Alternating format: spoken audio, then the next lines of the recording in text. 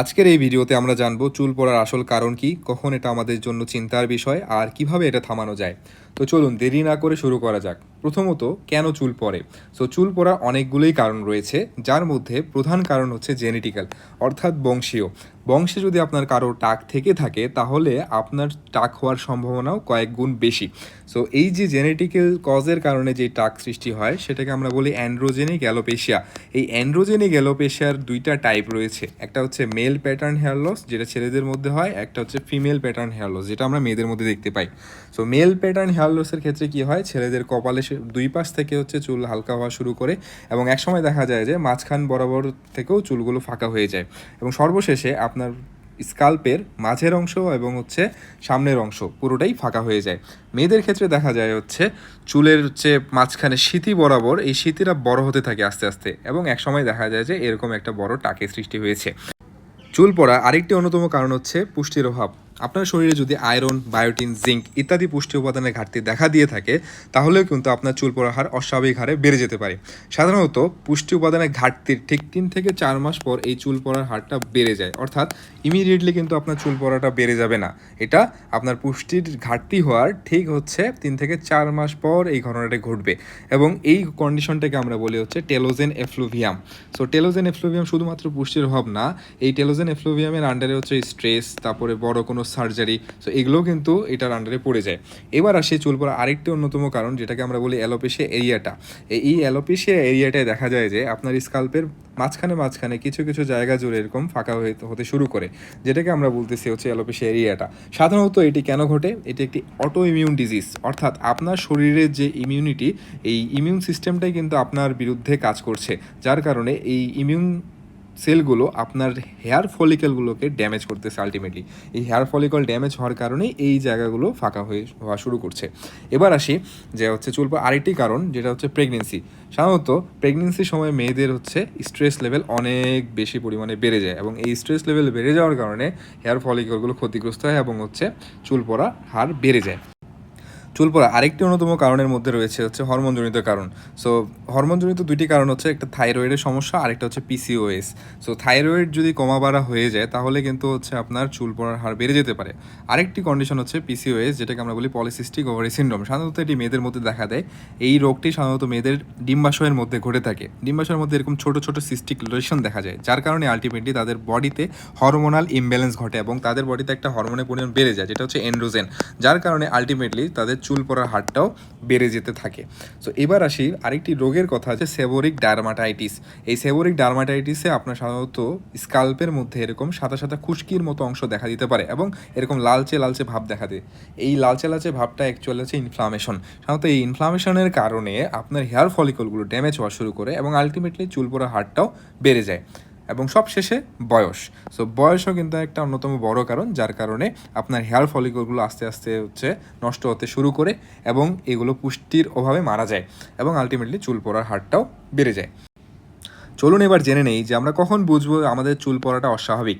তার আগে আমাদের জানতে হবে যে চুল পড়ার একটা নর্মাল সাইকেলই রয়েছে। সেই সাইকেলের আন্ডারে পড়ে অ্যানাজেন ফেজ, ক্যাটাজেন ফেজ এবং টেলোজেন ফেজ। এই অ্যানাজেন ফেজে চুলগুলো সাধারণত বৃদ্ধি পেতেই থাকে।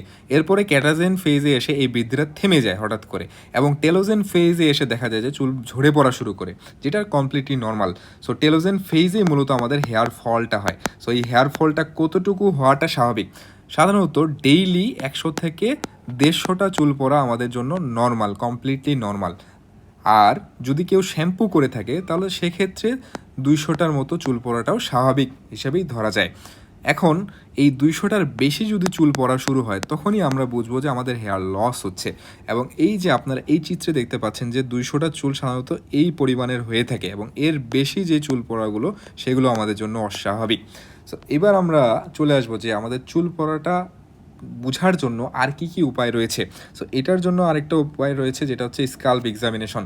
এই স্কাল্প এক্সামিনেশন আমরা সাধারণত দেখি যে হেয়ারের প্যাটার্নটা কীরকম। হ্যাঁ, যদি দেখা যায় যে ছেলেদের ক্ষেত্রে যে কপালে দুই পাশ থেকে চুল পড়া শুরু করছে এবং এগুলো পিছনের দিকে বাড়তেই আছে, তাহলে আমরা বুঝবো যে এটা অস্বাভাবিক চুল পড়া। তারপরে আবার স্কাল্পের কন্ডিশন দেখে বোঝা যায় যে আমাদের চুল পড়াটা অস্বাভাবিক। যেমন যদি দেখি যে স্কাল্পে এরকম খুশকি আছে অথবা এরকম সাদা সাদা লেশন টাইপ আছে, তাহলেও কিন্তু সেটা আমাদের জন্য অস্বাভাবিক।